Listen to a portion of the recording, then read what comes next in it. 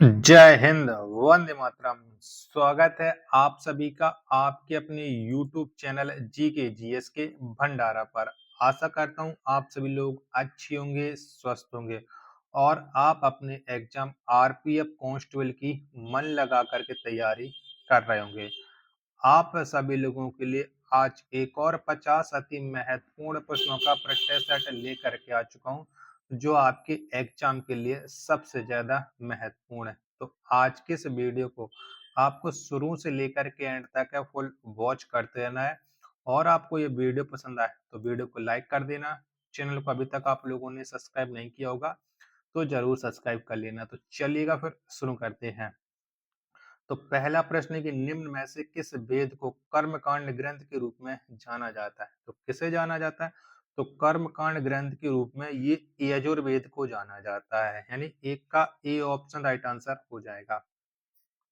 दूसरा प्रश्न आ जाता है कि जहां यह मानते हैं कि भगवान बुद्ध ने अपना पहला उपदेश दिया था, उस स्मारक का नाम बताएं। और जिसे seat of the Holi Buddha भी कहा जाता है, तो किसे कहते हैं ये आपको बताना है कि सीट ऑफ द होली। और बुद्ध ने यहाँ पर अपना पहला उपदेश दिया था, ये बात भी याद रखना।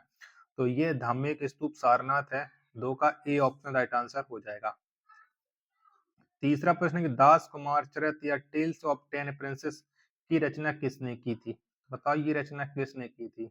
तो ये रचना की थी दंडी के द्वारा की गई थी। तीन का बी ऑप्शन राइट आंसर हो जाएगा। चौथा प्रश्न आ जाता है कि भारतीय इस्लामी शिल्प कला जो कुतुब मीनार एवं अलाई दरवाजा जैसे स्मारकों में दृष्टिगोचर है, भारत के किस युग से संबंधित है? तो इनका संबंध किससे है ये आपको बताना है, कौन से युग से है। तो इनका जो संबंध है वो दिल्ली सल्तनत से है। चार का बी ऑप्शन राइट आंसर हो जाएगा।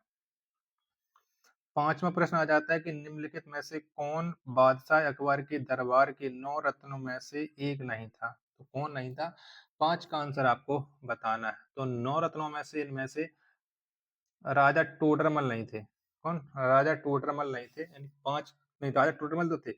उस्मान अली खान नहीं थे, यानी पांच का ए ऑप्शन राइट आंसर हो जाएगा। छठवां प्रश्न आ जाता है आपके सामने कि लाल बलुआ पत्थर का कौन सा प्रसिद्ध किला मुगल शासकों के शाही शहर को घेरता है, जिसमें जहांगीर महल, खास महल, दीवान ए खास और दो खूबसूरत मस्जिदें शामिल हैं? तो बताओ वो कौन सा प्रसिद्ध किला है? 15 का राइट आंसर क्या हो जाएगा? तो वो प्रसिद्ध किला Agra fort, A option correct answer हो जाएगा। सातवां प्रश्न आ जाता है कि स्वतंत्रता के समय कृषि की स्थिति के संबंध में निम्न में से कौन सा कथन गलत है? तो जमींदारों ने किसानों की स्थिति को सुधारने में मदद की? बिल्कुल नहीं की। जमींदारों ने किसानों को जम करके लूटा था। बी ऑप्शन राइट आंसर हो जाएगा सात का। आठवां प्रश्न है आपके सामने कि सर विलियम जोन्स ने एशियाटिक सोसाइटी ऑफ बंगाली की स्थापना किस वर्ष की थी? तो कब की थी? तो सर विलियम जोन्स के द्वारा ये स्थापना की गई थी 1784 में। आठ का सी ऑप्शन करेक्ट आंसर हो जाएगा। चलिएगा, अगला प्रश्न है अब आपके सामने है प्रश्न संख्या 9। जब तक आप लोग ये वीडियो पर लाइक कर दो और चैनल को सब्सक्राइब कर लो। 1923 में स्वराज पार्टी का गठन किसने किया? किसने किया था? तो 1923 में स्वराज पार्टी का जो गठन किया था वो मोतीलाल नेहरू और चित्तरंजन दास ने किया था। बी ऑप्शन राइट आंसर हो जाएगा। 10वां प्रश्न आ जाता है आधुनिक अर्थशास्त्र का जनक किसे माना जाता है? तो आधुनिक अर्थशास्त्र का जो जनक है वो एडम स्मिथ को माना जाता है। किसको? Adam Smith. 10 का ए ऑप्शन राइट आंसर हो जाएगा। 11वां प्रश्न आ जाता है कि भारत में राष्ट्रीय आय की गणना का पहला प्रयास किसने किया था? तो बताओ किसने किया था? तो भारत में राष्ट्रीय आय की गणना का जो पहला प्रयास किया गया था वो दादा भाई नौरोजी के द्वारा किया गया था। 11 का बी ऑप्शन राइट आंसर हो जाएगा। 12वां प्रश्न आ जाता है कि भारत का इनमें से कौन सा बैंक सार्वजनिक क्षेत्र का बैंक है? बताओ कौन सा है? तो सार्वजनिक क्षेत्र का जो बैंक है वो है इंडियन ओवरसीज बैंक, यानी 12 का बी ऑप्शन वालों का राइट आंसर हो जाएगा। 13वां प्रश्न आ जाता है कि निम्नलिखित में से कौन सा कथन भारत के बैंकों के संदर्भ में सही नहीं है? बताओ इनमें से कौन सा गलत है? 13 का राइट आंसर। तो भारतीय रिजर्व बैंक भारत का निजी बैंक बिल्कुल नहीं है, भारतीय सरकारी बैंक है। 13 का डी ऑप्शन राइट आंसर हो जाएगा। 14वां प्रश्न आ जाता है कि जिस दर पर आरबीआई बैंकों को ऋण देती है उसे कहा जाता है, तो बताओ उसे क्या कहते हैं। तो उसे कहा जाता है रेपो दर, और जिससे वापस लेती है उसे कहा जाता है रिवर्स रेपो दर, जो डी ऑप्शन में दिया गया है। 15वां प्रश्न आ जाता है कि शब्द कॉमेट प्राचीन डॉट डॉट शब्द से आया है जिसका अर्थ लंबी मूंछ वाला तारा। बताओ 15 का राइट आंसर हो जाएगा। तो कॉमेट है वो कौन सी भाषा से आया है, तो कॉमेट ये आया हुआ है यूनानी भाषा से। बी ऑप्शन राइट आंसर हो जाएगा। 16वां प्रश्न है आपके सामने कि भूपट्टी में पाया जाने वाला दूसरा सर्वाधिक प्रचुर तत्व कौन सा है, तो कौन सा है, तो वो प्रचुर तत्व है सिलिकॉन। 16 का बी ऑप्शन करेक्ट आंसर हो जाएगा। 17वां प्रश्न है आपके सामने कि डॉट डॉट में ओजोन की उपस्थिति सूरज की हानिकारक पराबैंगनी विकिरणों को पृथ्वी की सतह तक पहुंचाने से रोकती हैं। बताओ 17 का राइट आंसर क्या हो जाएगा। तो ये स्ट्रेटोस्फियर रोकती हैं। सी ऑप्शन राइट आंसर हो जाएगा। 18वां प्रश्न है आपके सामने गोबी मरुस्थल निम्नलिखित में से किस महाद्वीप में स्थित है, तो कौन से महाद्वीप में ये गोबी मरुस्थल है, तो ये है एशिया में। 18 का डी ऑप्शन राइट आंसर हो जाएगा। 19वां प्रश्न है आपके सामने ऑस्ट्रेलिया का सबसे अधिक घनी आबादी वाला शहर कौन सा है, कौन सा है, तो ऑस्ट्रेलिया का सबसे घनी आबादी वाला जो शहर है वो सिडनी है। 19 का बी ऑप्शन राइट आंसर हो जाएगा। 20वां प्रश्न इनमें से किस भारतीय राज्य की सीमा अरब सागर से जुड़ी है, कौन से राज्य की जुड़ी है, तो ये गुजरात राज्य की जुड़ी हुई है। 20 का सी ऑप्शन देने वाले सभी लोगों का राइट आंसर हो जाएगा। 21वां प्रश्न आ जाता है कि अमीन दीव और मिनिकॉय किस भारतीय केंद्र शासित प्रदेश के हिस्सा है, तो ये किसके हिस्सा है, तो ये है लक्षद्वीप के। 21 का डी ऑप्शन राइट आंसर हो जाएगा। 22वां प्रश्न आ जाता है कि सोन नदी का उद्गम स्थल निम्नलिखित में से कौन सा है, तो बताओ सोन नदी का उद्गम है वो कहाँ से होता है, तो सोन नदी का उद्गम है ये होता है अमरकंटक पहाड़ी से। 22 का डी ऑप्शन राइट आंसर हो जाएगा। 23वां प्रश्न आ जाता है कि दक्षिण भारत के पहाड़ी क्षेत्रों में मौजूद निम्नलिखित कौन सी मिट्टी इस क्षेत्र को चाय और कॉफी की कृषि के लिए उपयुक्त बनाती है, तो कौन सी मिट्टी मिलती है, तो यहाँ पर लेटेराइट मिट्टी मिलती है। 23 का डी ऑप्शन राइट आंसर हो जाएगा। 24वां प्रश्न है आपके सामने कि भारत की पैथन जल विद्युत परियोजना कहाँ स्थित है, बताओ कहाँ पर है, तो भारत की पैथन जल विद्युत परियोजना महाराष्ट्र में है। 24 का डी ऑप्शन राइट आंसर हो जाएगा। 25वां प्रश्न आ जाता है कि भारत के संविधान की इनमें से कौन सी विशेषता यूनाइटेड किंगडम की संविधान से ली गई है, तो कौन सी विशेषता ली गई है। 25 का आंसर आपको देना है, तो ये एकल नागरिकता ली गई है। 25 का डी ऑप्शन करेक्ट आंसर हो जाएगा। 26वां प्रश्न है कि निम्नलिखित में से भारत के बारे में सही कथन का चयन करें। बताओ कथन सही कौन सा है भारत के बारे में। 26 का आंसर है, तो भारत एक धर्मनिरपेक्ष देश है, ये बिल्कुल सही है, बाकी के सभी गलत हैं। बी ऑप्शन राइट आंसर हो जाएगा 26वें प्रश्न का। 27 में आ जाता है कि भारत में मुख्य चुनाव आयुक्त की नियुक्ति किसके द्वारा की जाती है, तो कौन नियुक्त करता है भारत में मुख्य चुनाव आयुक्त को।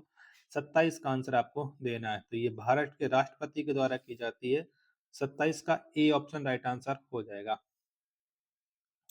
28वां प्रश्न है कि भारत की संसद में शामिल होते हैं, बताओ क्या शामिल होते हैं भारत की संसद में। 28 का राइट आंसर क्या हो जाएगा, तो राष्ट्रपति लोकसभा और राज्यसभा शामिल होती हैं। 28 का डी ऑप्शन करेक्ट आंसर हो जाएगा। आशा करता हूँ आपको वीडियो जरूर पसंद आ रही होगी, तो प्लीज वीडियो को लाइक करें और चैनल को अभी तक आप लोगों ने सब्सक्राइब नहीं किया होगा तो जरूर कर लीजिएगा। 29वां प्रश्न आ जाता है कि भारत सरकार की संघीय कार्यपालिका का प्रमुख होता है, तो कौन होता है, तो इसका जो प्रमुख होता है वो होता है प्रधानमंत्री। 29 का ए ऑप्शन राइट आंसर हो जाएगा। 30वां प्रश्न आ जाता है कि संसद और राज्य विधानसभा की विधायी अतिरिक्त की जांच डॉट डॉट के जरिए की जाती है, तो किसके जरिए की जाती है, तो ये की जाती है न्यायिक समीक्षा के जरिए। 30 का सी ऑप्शन राइट आंसर हो जाएगा। 31वां प्रश्न आ जाता है कि भारतीय संविधान के किस अनुच्छेद में पंचायतों को परिभाषित किया गया है। तो कौन सा अनुच्छेद में किया गया है? तो पंचायतों को जो परिभाषित किया गया है वो अनुच्छेद 243 में किया गया है। 31 का डी ऑप्शन राइट आंसर हो जाएगा। 32वां प्रश्न आ जाता है कि राष्ट्रीय आपातकाल के बाद सत्ता में आने वाली राजनीतिक पार्टी डॉट डॉट थी। तो कौन सी पार्टी आई थी आपातकाल के बाद? तो आपातकाल के बाद सत्ता में आने वाली जो पार्टी थी वो थी जनता पार्टी। 32 का सी ऑप्शन राइट आंसर हो जाएगा। चलेगा। 33वां प्रश्न आ जाता है कि इनमें से किस राज्य में हॉर्नबिल और मुआवसू उत्सव प्रमुख रूप से मनाए जाते हैं? तो कौन से राज्य मनाए जाते हैं? 33 का राइट आंसर आपको देना है। तो ये नागालैंड में मनाए जाते हैं। 33 का डी ऑप्शन करेक्ट आंसर हो जाएगा। 34वां प्रश्न आ जाता है कि नौटंकी किस राज्य का एक लोक नृत्य है? कौन से राज्य का है? तो नौटंकी जो लोक नृत्य है ये उत्तर प्रदेश का है। 34 का सी ऑप्शन करेक्ट आंसर हो जाएगा। 35वां प्रश्न आ जाता है कि मालगुडी नामक काल्पनिक गांव व उसके आसपास के क्षेत्र पर आधारित कहानियां लिखने के लिए सुप्रसिद्ध भारतीय लेखक कौन है? बताओ कौन है जिनकी जो रचना है वो मालगुडी नामक काल्पनिक गांव पर लिखी गई है? तो वो है आर के नारायण। 35 का डी ऑप्शन राइट आंसर हो जाएगा। 36वां प्रश्न आ जाता है कि दादा साहेब फाल्के पुरस्कार किस क्षेत्र की प्रसिद्ध हस्तियों को उनके उल्लेखनीय योगदान के लिए प्रदान किए जाने वाला सर्वोच्च पुरस्कार है? तो दादा साहब फाल्के पुरस्कार है वो किस क्षेत्र में दिया जाता है? तो ये दिया जाता है सिनेमा के क्षेत्र में। 36 का सी ऑप्शन राइट आंसर हो जाएगा। 37वां प्रश्न आ जाता है कि इनमें से किस भारत अंतरराष्ट्रीय संगठन का मुख्यालय वाशिंगटन डीसी में स्थित है? बताओ वाशिंगटन डीसी में किसका मुख्यालय है? तो अंतरराष्ट्रीय मुद्रा कोष का है। 37 का ए ऑप्शन राइट आंसर हो जाएगा। 38वां प्रश्न आ जाता है कि निम्नलिखित में से कौन सा टूर्नामेंट हॉकी से संबंधित है? बताओ कौन से टूर्नामेंट का संबंध है वो हॉकी से है? 38 का राइट आंसर क्या हो जाएगा? तो रंगास्वामी कप का है। 38 का ए ऑप्शन करेक्ट आंसर हो जाएगा। 39वां प्रश्न आ जाता है कि निम्नलिखित में से किस खिलाड़ी का उपनाम CR7 है? यानी CR7 के उपनाम से कौन से खिलाड़ी को जाना जाता है और ये मशहूर खिलाड़ी और ये फुटबॉल से हैं? तो इनका नाम है क्रिस्टियानो रोनाल्डो। 39 का बी ऑप्शन करेक्ट आंसर हो जाएगा। 40वां प्रश्न है आपके सामने कि सचिन तेंदुलकर ने अंतरराष्ट्रीय क्रिकेट में अपना 100वां शतक किस टीम के खिलाफ बनाया था? तो कौन सी टीम के खिलाफ बनाया था? तो ये बांग्लादेश के खिलाफ बनाया था। 40 का सी ऑप्शन राइट आंसर हो जाएगा। 41वां प्रश्न आ जाता है कि 1975 में पहली बार आयोजित विश्व हिंदी सम्मेलन की पहली वर्षगांठ को चिन्हित करने के लिए प्रतिवर्ष कौन सा दिवस विश्व हिंदी दिवस के रूप में मनाया जाता है? यानी विश्व हिंदी दिवस कब मनाया जाता है? तो ये प्रत्येक वर्ष 10 जनवरी को मनाया जाता है। 41 का सी ऑप्शन राइट आंसर हो जाएगा। 42वां प्रश्न कि बेहत डॉट डॉट की मुद्रा है। तो बेहत ये कौन से देश की मुद्रा है? तो ये थाईलैंड की मुद्रा है। 42 का सी ऑप्शन राइट आंसर हो जाएगा। 43वां प्रश्न आ जाता है किसी पिंड पर लगाए गए बल द्वारा किया गया कार्य पिंड द्वारा बल की दिशा में तय की गई दूरी और लगाए गए बल की मात्रा के गुणनफल के बराबर होता है। निम्नलिखित में से कौन सी कार्य की इकाई नहीं है? तो बताओ इनमें से कौन सी नहीं है? तो kilogram metre upon second square ये इकाई नहीं है, बाकी ये सभी है। 43 का ए ऑप्शन राइट आंसर हो जाएगा। 44वां प्रश्न आ जाता है कि मल्टीमीटर में होता है। बताओ क्या होता है? 44 का राइट आंसर। तो मल्टीमीटर में होता है वोल्ट मीटर, करंट मीटर और ओम मीटर। 44 का डी ऑप्शन राइट आंसर हो जाएगा। 45वां प्रश्न है आपके सामने कि भूकेंद्रीय और सूर्य केंद्रीय शब्द किससे संदर्भित हैं? बताओ इनका संबंध वो किससे है? तो इनका संबंध है पृथ्वी और सूर्य के चारों ओर नक्षत्रीय वस्तुओं की गति को प्रतिबंधित करने वाले नियम को। यानी 45 का ए ऑप्शन राइट आंसर है हो जाएगा। 46वां प्रश्न आ जाता है कि डॉट डॉट प्रकृति में विद्युत धनात्मक होती है। बताओ किसकी बताओ किसकी प्रकृति होती है विद्युत धनात्मक? तो ये धातुओं की होती है। 46 का ए ऑप्शन राइट आंसर हो जाएगा। 47वां प्रश्न है आपके सामने डॉट डॉट विद्युतीय तटस्थ और कमजोर सूक्ष्माणु पर परस्पर प्रभाव है। तो ये किस पर है? तो ये है न्यूट्रॉनों पर। 47 का ए ऑप्शन राइट आंसर हो जाएगा। 48वां प्रश्न है आपके सामने कि दी गई अभिक्रिया में निम्न में से किसका अपचयन होगा? इस अभिक्रिया में कौन सा बाहर निकलेगा यानी किसका अपचयन हो जाएगा? तो इसमें निकलेगा zinc, Zn D option right answer.